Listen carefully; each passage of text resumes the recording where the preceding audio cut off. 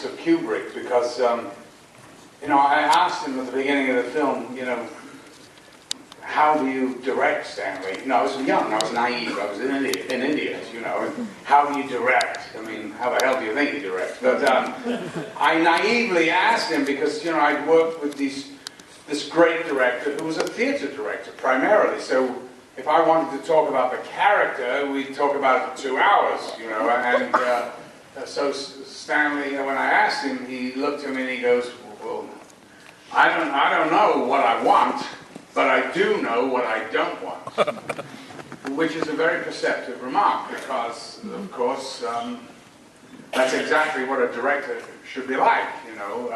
You never know until you see it. And the thing was that we came to this sequence, and I think that, you know, we were kind of exhausted. We'd just done the end sequence in the hospital, and it had just worked out so well, and you know, the whole transformation at the end and that whole thing. So I was kind of tired, so I was happy just to sit it out. And after 5 days of him changing the furniture and the thing, it says in the script that the boys come in, they rape this woman and, you know, beat this guy and throw bottles through a window. That was it. And of course, Kubrick knew that that was not going to cut the mustard. And so we were sitting there like 5 days in, didn't turn the camera at all. He just came over and said, "Can you dance?" And I went, "Can I dance?" Well, no, I'm not a dancer, you know. I leapt up and literally improvised the whole thing with the slaps, the kicks, the boom, and as a sort of satirical joke. And I looked at his face, which was one of wonderment, and he literally shoved me in his car, drove back to his house, which was half an hour away, bought the rights to Singing in the Rain for $10,000. He came back and then had to reconstitute the whole thing, and I kept saying, "Anybody remember what I did?" Because I'd forgotten, you know, but I basically knew. And then it took a week to shoot that sequence. And then when you came to LA later, you actually ran into Gene Kelly. Yes, I did. He was not as thrilled. I don't think Gene liked the movie much. Well, I know I came to Hollywood a year later. The film's a big hit, and I'm invited out by Warner Brothers. And I was given a minder who said, "Would you like to go to some Hollywood party?" And it was bound to be lots of movie stars. I went, "Yeah, that's why I'm here. Can I meet some movie stars?" You know? And he took me into some home in the flats of Beverly Hills, and he comes up to me and he said, "Hey, Gene's here, Gene Kelly." And I went, "Oh, I'd love to say hello." "Oh, great." Because he's all, you know, I'd always admired him, who hadn't? And he had his back to me. The guy tapped him on the shoulder. He turned round. As he turned round, he said, "Gene, I want you to meet Malcom." I don't think he even got out, the McDowell. The eyes looked at me. And he turned and walked off. So the guy started to apologize. I said, "No apology is necessary." I took his iconic moment in the movies and screwed it up for life.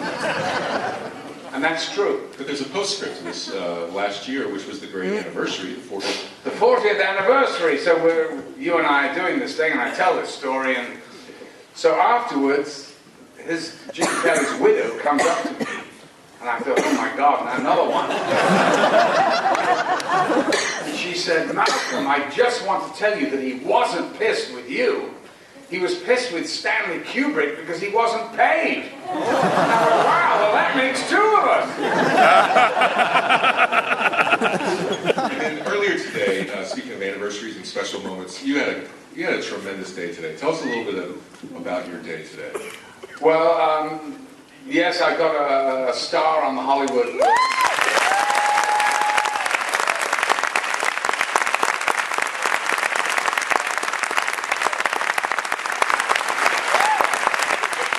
Thank you. I really didn't know what to expect because I figured there's nobody from the Chamber of Commerce here. I figured any prize that you win that has to be paid for. I mean, how great of a prize is that? So when my dear manager, Chris Rowe, told me that, you know, I was like, really? Well, okay, fine. You know, I really didn't think anything of it at all. And in fact, he kept everything from me, so I had no idea who was going to be there or anything. Anyway, I get there, and actually, suddenly, there's a lot of people, and it's really quite nice. And I look around, and my whole family is there, and all my kids were there, except the two that were in school, and there's Rob Zombie. You know, what the hell are you doing here? He said, man, I wouldn't have missed this thing for anything. That's unbelievable. I'm going to say, I went, oh, really? Oh, well, that's great. And then I have the cast of the show that I'm doing called Franklin and Bash. They came, and Gary Oldman. Here Gary came, and, you know, we all know that Gary's one of our greatest actors. And so he told a story that I had known, but apparently when he was 14 years old, he watched some movie of mine called The Raging Moon. It was called Long Ago Tomorrow here.